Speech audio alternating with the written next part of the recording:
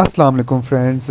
आज हम इस वीडियो के अंदर फॉर्मेटिंग कंडीशनिंग या कंडीशनल फॉर्मेटिंग जिसको हम कहते हैं वो करना सीखेंगे। लास्ट वीडियो के अंदर हमने फ़िल्टर्स सीखे थे, हर तरह के फ़िल्टर देखा था हमने। तीन तरह के जो मेन फ़िल्टर्स हैं वो हमने देखे थे, जिसमें से एक है हमारे पास डेट वाइज फ़िल्टर लगाना, जो कि ए टू जी या जी टू ए हो सकता है। एक होता है न्यूमेरिकल फ़िल्टर लगाना, जो कि स्मॉलेस्ट टू लार्जेस्ट होता है या लार्जेस्ट टू स्मॉलेस्ट हो सकता है। और एक होता है आपको सीक्वेंस पे फ़िल्टर लगाना, जो कि फ्यूज से ओल्डेस्ट या ओल्डेस्ट से फ्यूज हो सकता है। तो ये फ़िल्टर लगाना सीखे थे। अब हम उसी फ़िल्टर्स की कैटेगरी में हम बेसिकली कंडीशनिंग फॉर्मेटिंग करना सीखेंगे। कंडीशनिंग फॉर्मेटिंग का मतलब ये होता है कि आप अपनी मर्ज़ी का जो मर्ज़ी का नहीं होता, मतलब कि कोई ऐसा डेटा जो आप फाइंड करना चाह रहे हैं और वो आपको नहीं मिल रहा, या आपने उसको हाईलाइट करना है, ठीक है ना, जस्ट दो तीन क्लिक्स की मदद से, तो वो हाईलाइट किया जा सकता है। फॉर एग्जांपल मैं ये चाहता हूँ कि ये वाला जो मेरा कॉलम है, ये वाला सैलरी वाला, ग्रॉस सैलरी वाला जो कॉलम है, इसके अंदर मैं ये चाहता हूँ कि जो सबसे बड़ी सैलरी है ना, वो हाईलाइट हो जाए। तो मैं कंडीशनल फॉर्मेटिंग में जाऊँगा, यहाँ पर हाईलाइट सेल रूल्स, ठीक है। हाईलाइट सेल रूल्स में हम कर लेंगे ग्रेटर देन कर लेते हैं। ग्रेटर देन में हम फॉर एग्जाम्पल मैं ये चाहता हूँ कि जो सबसे बड़ी वैल्यू है वो आ जाए, तो ग्रेटर देन में उसने ये वाली वैल्यू हाईलाइट कर दी है। अच्छा, ये वाली वैल्यू हाईलाइट कर दी है। अब मैं इसको दोबारा से कर लेता हूँ, कंट्रोल जी करता हूँ, ठीक है ना। हमने जस्ट ये वाला करना है। कंडीशनल फॉर्मेटिंग में जाएंगे, यहाँ पे ग्रेटर देन में करके हम मैं ये चाहता हूँ कि मैं फॉर एग्जाम्पल मैं ये चाहता हूँ कि 1,20,000 से ऊपर ऊपर वाली जो वैल्यू है वो सारी आ जाए, ठीक है ना। मैं यहाँ पे लिखता हूँ 1,20,000 से ऊपर ऊपर ये वाली वैल्यू उसने हाईलाइट कर दी है, ठीक है। अब मैं हाईलाइट का कलर भी चेंज करना चाहूँ वो भी कर सकता हूँ, मैं हाईलाइट का फॉर्मेट चेंज करना चाहूँ वो भी कर सकता हूँ, उसको भी हम देख लेते हैं, ठीक है। ग्रेटर देन, ये मैं येलो करना चाहूँ, येलो ग्रीन, ठीक है, कुछ भी करना चाहूँ वो मैं कर सकता हूँ। उसको करने के लिए पहले सेलेक्ट करना। अच्छा, अब मैं चाहता हूँ कि मेरे पास ये वाला कॉलम है, क्योंकि ये जो एम्प्लॉय नंबर है सब कुछ यूनिक होना चाहिए। तो मैं ये चाहता हूँ कि यहाँ पर कोई डुप्लीकेट ऐसा नंबर है जो दो दफ़ा आया हुआ है, ठीक है, वो सामने आ जाए मेरे।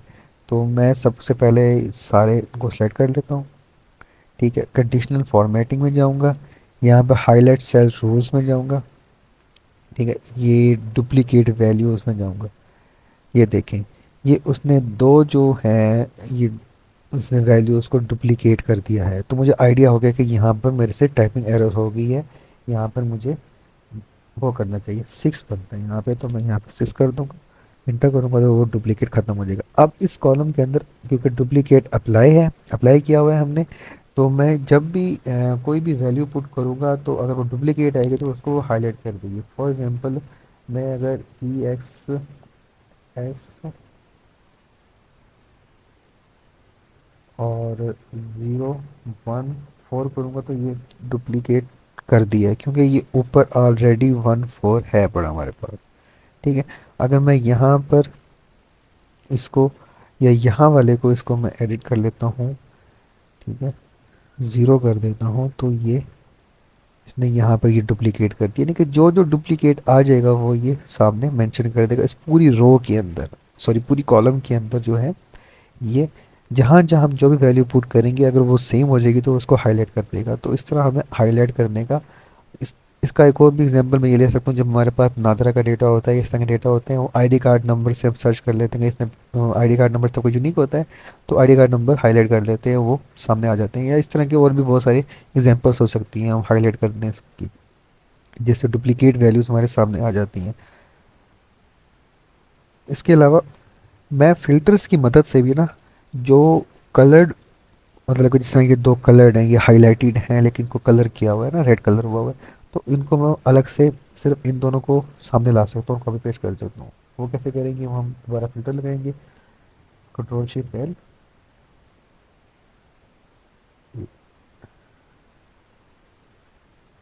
ये फिल्टर्स लग गए हैं हमारे। और अब हमने क्या करना है, हमारे पास यहाँ पर दो, मैं चाहता हूँ इन दोनों को फिल्टर्स करके सिर्फ इन दोनों को मैं सामने ले आऊँ, ठीक है। मैं यहाँ पर क्लिक करूँगा और यहाँ पर फिल्टर बाय कलर, ठीक है, ये उसने क्योंकि ऑलरेडी हुआ है तो मैं इन पे क्लिक करूँगा तो सिर्फ ये दो सामने मेरे आ गए हैं। तो इस तरह भी हम फिल्टर्स की मदद से हम कर सकते हैं सारा कुछ। अब इसको मैं ख़त्म करना चाहता हूँ, नो फिल करना चाहता हूँ फॉर एग्ज़ाम्पल, ये सारे वापस आ गए हैं। अब एक और मैं चाहता हूँ कि मैं ये चाहता हूँ कि फ़िल्टर्स जो है टेक्स्ट फ़िल्टर हो जाए इक्वल वाला। तो वो सारे यहाँ पर मैं इसको पुट करूँगा अपनी वैल्यू, और उसको फिर करने के बाद यहाँ पर करने के बाद जब मैं ओके करूँगा तो सारे वो वाले टेक्स्ट आ जाएंगे। इसके अलावा कंडीशनल फॉर्मेटिंग का हमारे पास और भी एक तरीका ये है कि मैं हाईलाइट सेल्स रूल्स के अंदर जाकर जो लेस देन वैल्यूज़ होती हैं उनमें से फॉर एग्जांपल लेस देन है मेरे पास 1000 है ना, इसको ओके करूँगा तो 1000 वाली वैल्यूज़ यहाँ पर सामने आ गई है, क्योंकि ये 1000 से वैल्यू नीचे कम कोई भी नहीं है। 1000 सबसे ऊपर वाली वैल्यू, तो उसने इसलिए उसको नहीं उठाया। तो ये सिंपल सा हमारे पास कुछ चीज़ें होती हैं। अब मैं ये चाहता हूँ कि एक और इसका हम देखते हैं, कंडीशनल फॉर्मेटिंग में जाएंगे, हाईलाइट कलर सेल रोज में जाएंगे, और डेट कि आज की डेट का या कोई भी डेट हम फाइंड करना चाहें वो भी कर सकते हैं। इसको थोड़ा हम कलर भी चेंज करते हैं यहाँ पर पहले, ठीक है।